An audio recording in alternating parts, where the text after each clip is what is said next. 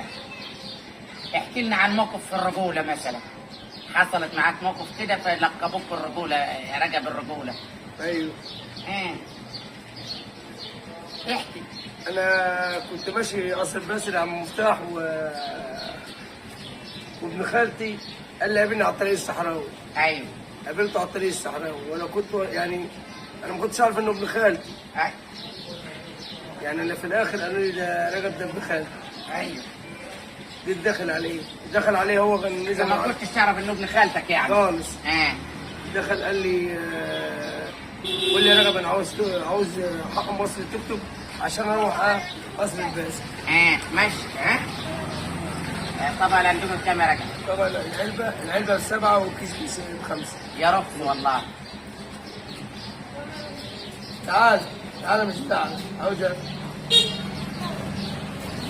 ماشي.